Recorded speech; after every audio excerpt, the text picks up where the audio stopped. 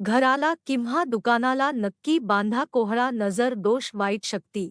प्रत्येकाची नजर चांगली असते असे काही नाही. आपले थोडेफार चांगले दिवस आले की लोकांना ते बघवत नाहीत. अशा प्रकारे काहीतरी म्हटलं जातं. मित्रांनो, आपली प्रगती झालेली काही लोकांना पटत नाही, त्याच्यामुळे ते अनेक प्रकारचे आपल्यावर उपाय करत असतात. म्हणजेच की आपली प्रगती त्यांना बघवत नाही, त्याच्यामुळे ते अनेक प्रकारचे जादूटोणा किंवा घरावर करणे वगैरे असला प्रकार करत असतात. तर मित्रांनो, या सर्वांपासून सावध होण्यासाठी आपल्याला काही उपाय करायचा आहे आणि तो उपाय केल्यानंतर तुमच्या घरामध्ये नकारात्मक शक्तीचा आवाज कधीही येणार नाही. तर मित्रांनो, तो कोणता उपाय आहे आणि कधी करायचा आहे व त्याचा फायदा काय की होणार आहे, याबाबतची सर्व माहिती आज आपण जाणून घेणार आहोत. मित्रांनो, कोहळा आणताना तुम्हाला एक गोष्ट नेहमी लक्षात ठेवायचे आहे की तो कोहळा देठ असलेला तुम्हाला आणायचा आहे आणि त्याच्या एका बाजूला स्वास्तिक काढायचा आहे आणि त्याचबरोबर ओम देखील काढायचा आहे. यासाठी तुम्ही अष्टगंधाचा वापर केला तरी देखील चालू शकतो. अष्टगंध नसेल तर कुंकवाने तुम्ही ओम काढला तरी देखील चालू शकते. मित्रांनो, हे दोन्ही चिन्हे आहेत ती खूपच मंगल चिन्हे आहेत आणि या दोन्ही चिन्हांमध्ये प्रत्यक्षात भगवंताचाच वास आहे. मित्रांनो, सर्वात महत्त्वाचं म्हणजे या कोहळ्याला खालीपासून ते वरपर्यंत एक काळी रेष ओढायचे आहे. काजळाने तुम्ही ही रेष ओढायचे आहे आणि हा कोहळा देवघरासमोर ठेवायचा आहे आणि त्यानंतर त्याची पूजा करायची आहे. सर्व देवीदेवतांसोबत याची पूजा केला तरी देखील चालू शकते किंवा वेगळी केला तरी देखील चालू शकते. तुम्हाला पूजा करताना थोडेसे हळदीकुंकू लावायचे आहे आणि थोडेसे तांदूळ व्हायचे आहे.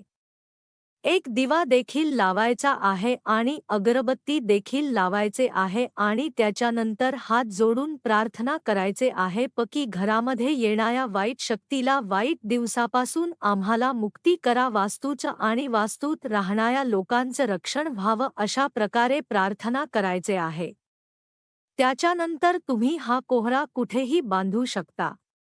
मित्रांनो, एक वेळ अशी येते की तो कोहळा आपण बांधलेला असतो तो 8 दिवसाच्या आतमध्येच खराब होतो. याचा अर्थ म्हणजे आपला वास्तूमध्ये काहीतरी दोष आहे किंवा कोणतीही नकारात्मक ऊर्जा आपल्या वास्तूमध्ये प्रवेश केलेले आहे. ही अशुभ ऊर्जा कोहळ्यामध्ये सामावून घेतली जाते आणि अशी ऊर्जा सांभाळून घेण्याची या कोहळ्याची काहीतरी मर्यादा असते आणि ती क्षमता संपली की त्याच्यामधून पाणी गळायला सुरू होते.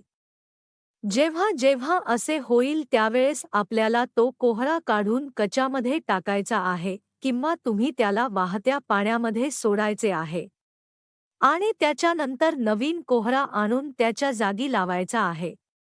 मित्रांनो, जर वस्तूमध्ये खूप सारे दोष असतील तर हा कोहळा आणल्याबरोबर लगेचच खराब होऊन जातो आणि जर वास्तूमध्ये दोष नसेल तर आपण जो आणलेला कोहळा आहे तो किमान 1 वर्ष तरी तसाच टिकून राहतो. मित्रांनो, तुम्हाला एक गोष्ट लक्षात ठेवायची आहे की कोहळा खराब होऊ दे किंवा नको होऊ दे, प्रत्येक सोमवती अमावस्याला किंवा शनी अमावस्याला, दिवाळी अमावस्या, त्यावेळेस तुम्हाला कोहळा बदलायचा आहे, जेणेकरून आपल्या घरामध्ये नेहमी सकारात्मक ऊर्जा वाहत राहिले पाहिजे. मित्रांनो, आता कोहळा कधी खरेदी करायचा हा देखील तुम्हाला प्रश्न पडलेला असेल. तर कोहळा खरेदी करण्यासाठी शनिवार हा दिवस अत्यंत उत्तम आहे. जर तुमचा कोहळा खराब झाला असेल तर तो टाकून द्यायचा आहे आणि पुढच्या शनिवारची वाट बघायची आहे आणि शनिवार आला की शनिवारच्या दिवशी कोहळा आपल्या घरामध्ये आणायचा आहे. आणि सर्वात महत्त्वाचे, जे लोक घरामध्ये प्रवेश करतात त्यांना हे कोहळ दिसायला पाहिजे.